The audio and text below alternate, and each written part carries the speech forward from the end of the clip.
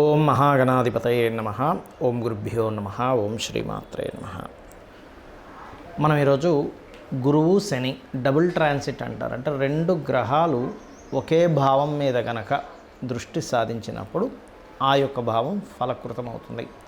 మనం చూడండి, చాలా అంశాలు, గృహం కట్టుకోవాలనుకుంటాం, విద్య పూర్తి చేసుకోవాలనుకుంటాం, కొన్ని బ్యాక్లాగ్స్ మిగిలిపోతుంటాయి. వివాహం కానివ్వండి, ఉద్యోగం కానివ్వండి, వ్యాపారం కానివ్వండి, ఒక స్థలం కొనుక్కోవడం కానివ్వండి, ఇలాగ అనేకమైనటువంటి అంశాలు.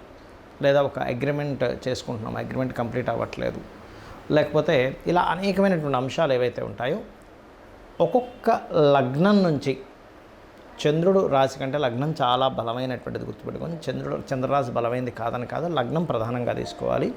మనకి జన్మజాతకాన్ని రీడ్ చేసేటప్పుడు కూడా లగ్నం నుంచే చూసుకుంటాం. కావున లగ్నం నుంచి ఈ డబుల్ ట్రాన్సిట్ అనేటువంటిది ఏ భావం మీద పడుతుంది, అలా ఆ భావం పడ్డప్పుడు మరి అది ఎంత ఫలకృతం అవుతుంది. దాంతోపాటు కుజకేతువులు కూడా కలిసి ఉన్నారు ఇప్పుడు మనకి. దాని ద్వారా ఎటువంటి జాగ్రత్తలు తీసుకోవాలి, ఈ డబుల్ ట్రాన్సిట్ మరియు కుజకేతువుల యొక్క ప్రభావం ఎంతకాలం ఉంటుంది. ఈ డబుల్ ట్రాన్సిట్ దాదాపుగా 1 year ఉంటుంది. కాబట్టి ఈ సంవత్సరం పాటు ఏ లగ్నాల వారికి ఎటువంటి ఫలితాలు వస్తాయి, ఏ విషయాల పట్ల కుజకేతువుల వల్ల జాగ్రత్తగా ఉండాలి అనేటువంటి అంశాలు. ధనుర్లగ్నము, ధనస్సు రాశి. ధనస్సు వారికి కనుక చూసుకున్నట్లయితే ఇక్కడ లగ్నం పైన శని గురువులు ట్రాన్సిట్ ఉంది. లగ్నం పైన ఉన్నప్పుడు ఏమవుతుందంటే, సర్వసాధారణంగా ఎదిగే పిల్లలకి వాళ్ళు చూడండి, కొంతమంది సన్నగా ఉంటుంటారు, వాళ్ళ శరీర సౌష్ఠత అనేటువంటిది పెరుగుతుంది.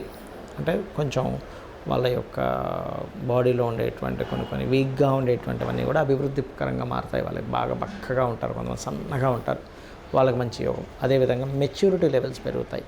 అప్పటి వరకు ఉన్నటువంటి ఆలోచన విధానం కానివ్వండి, లేనటువంటి కొన్ని అంశాలు, అంటే వాళ్ళలో కొన్ని టాలెంట్స్ ఉండవు, టాలెంట్స్ పెంచుకోవడానికి కానివ్వండి.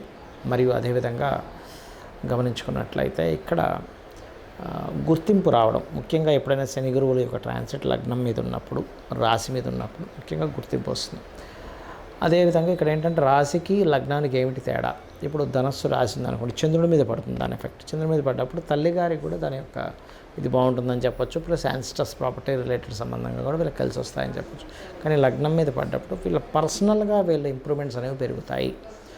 అయితే ఈ శని గురువుల ట్రాన్సిట్తో పాటు ఇక్కడ ప్రధానంగా కుజుడు కేతువు యొక్క కాంబినేషన్ పిశాచి యోగం కూడా 9వ స్థానంలో ఉన్నందుకు, ముఖ్యంగా తండ్రి గారితో లాంగ్ జర్నీస్ వెళ్ళేటప్పుడు, తండ్రి గారి ఆరోగ్య విషయంలోని, మీరు ఎక్కడికైనా లాంగ్ జర్నీస్ వెళ్ళినప్పుడు, ఇంట్లో ఒక్కొక్కసారి తండ్రి కొడుకులే ఉంటూ ఉంటారు, ఎవరు ఉండరు ఫ్యామిలీ మెంబర్స్. అలా తండ్రిని విడిచిపెట్టి వెళ్ళినప్పుడు కొంత జాగ్రత్తగా ఉండండి.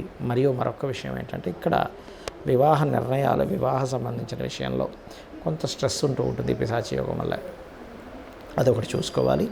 మరియు మీరు పెద్ద మొత్తంలో బ్యాంక్ ట్రాన్సాక్షన్స్ చేసేటప్పుడు, కాకపోతే లగ్నాధిపతి సప్తమంలో ఉన్నందుకు వివాహ ప్రయత్నాలు కూడా సక్సెస్ అవుతాయి, అవ్వని కాదు.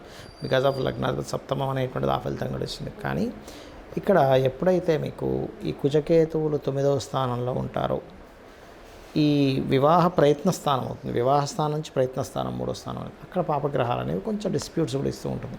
కాబట్టి ఈ విషయంలో కొంచెం తల్లి, భార్య లేదా భర్త యొక్క ఆరోగ్య విషయంలో కూడా కొంత జాగ్రత్తగా ఉంటూ ఉండాలి. అయితే ఈ లాంగ్ జర్నీ చేసేటప్పుడు తండ్రి గారి విషయంలోనే పెద్ద మొత్తంలో మనీ ట్రాన్సాక్షన్స్ చేసేటప్పుడు కొంత జాగ్రత్త వహించాలి.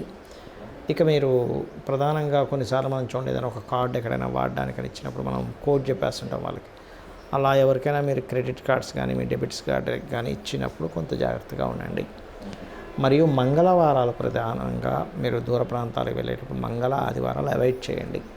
ఇక మీరు చేయవలసినటువంటి దేవతారాధన లక్ష్మీ నరసింహస్వామి యొక్క ఆరాధన మరియు గణపతి యొక్క ఆరాధన. వీలైనంత మటుకు హోమాలకి, గణపతి హోమం కానీ లక్ష్మీ నరసింహస్వామి హోమాలు కానీ అటెండ్ అవ్వడము, సూర్య భగవాను చూస్తూ అందులోనే లక్ష్మీ నరసింహస్వామిని, గణపతిని ధ్యానించుకోవడం చేయండి. అన్ని విధాలు బాగుంటుంది. ఈ డబుల్ ట్రాన్సిట్ అనేటువంటిది ఏదైతే ఉందో, ఈ పిశాచి యోగం ఏదైతే ఉందో, మరి పర్సనల్ చార్ట్లో ఎవరికైనా డబుల్ ట్రాన్సిట్ ఏ భావం మీద పడితే ఎటువంటివి వాళ్ళు ఫ్రూట్ఫుల్ పొందుతారు. ఎందుకంటే అసలు మనం ఇంకా ఈ జన్మలో మనం ఇది ఫ్రూట్ పొందుతామా లేదా అనుకునేటువంటి దానికి ఈ డబుల్ ట్రాన్సిట్ చక్కగా ఉపయోగపడుతుంది.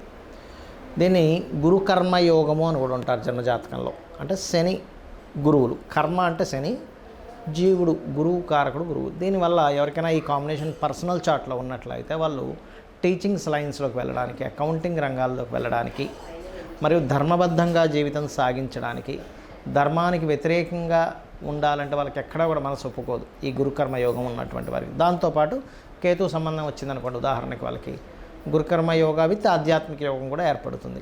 సో ఇది గుర్తుపెట్టుకోండి. అయితే ఈ డబుల్ ట్రాన్సిట్ కనుక ఎవరికైనా వాళ్ళ పర్సనల్ చార్ట్లో జన్మలగ్నం మీద సంబంధం ఏర్పడింది అనుకోండి, వాళ్ళు 100% ధర్మబద్ధంగా ఉంటారు. కాకపోతే లగ్నాధిపతి కూడా బాగుండాలి అక్కడ. అలా కాదండి మాకు సెకండ్ హౌస్ కనెక్టివిటీ వచ్చింది ఈ గురుకర్మ యోగం, అలాంటి వాళ్ళు వీళ్ళు ఏంటంటే స్కూల్స్, కాలేజెస్, ముఖ్యంగా 9th హౌస్ బాగుందండి, 4th హౌస్ బాగుంది, ధనయోగం బాగుంది, ఒక మంచి నేను పెద్ద పెద్ద స్కూల్స్, కాలేజ్ పెట్టిన వాళ్ళ జాతకాలు కనుక చూసినట్లయితే వాళ్ళకి గురుకర్మ యోగంతో పాటు మంచి ధనయోగం ఉన్నప్పుడు కొన్ని వందల సెంటర్స్ ఓపెన్ చేయడము, కొన్ని అంటే అసలు ఎవరు ఊహించనంత దీంట్లో ఎడ్యుకేషన్ లైన్లోకి వెళ్ళిపోతారు వాళ్ళు. అదేవిధంగా 3వ స్థానంలో ఉంది గురుకర్మ యోగం. మంచి సహోదరులు ధర్మబద్ధంగా ఉండేటువంటి అన్నదమ్ములు అక్క చెల్లెలు వాళ్ళకు ఉంటారు.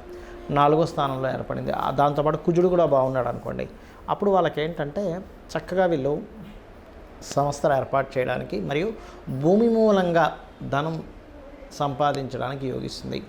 5వ స్థానంలో కనుక ఈ గురుకర్మ యోగం ఏర్పడిందండి, అదేవిధంగా పంచమాధిపతి కూడా బాగున్నాడు అన్నప్పుడు చక్కటి సంతానం సరైన సమయంలో ఏర్పడుతూ ఉంటుంది. 6వ స్థానంలో కనుక ఉన్నట్లయితే వీళ్ళు తీసుకున్న అప్పును ధర్మబద్ధంగా తీర్చగలుగుతారు. 7వ స్థానంలో ఉన్నప్పుడు జీవిత భాగస్వామి ధర్మబద్ధంగా ఉండడం. 8వ స్థానంలో ఉన్నప్పుడు వీళ్ళకి ఏమవుతుందంటే పూర్వీకుల ఆస్తులు రావడం. 9వ స్థానంలో ఉన్నప్పుడు మంచి గురువులు వీళ్ళకి లభించడం, మీరు మంచి గురువుగా పేరు ప్రఖ్యాతలు పొందడం.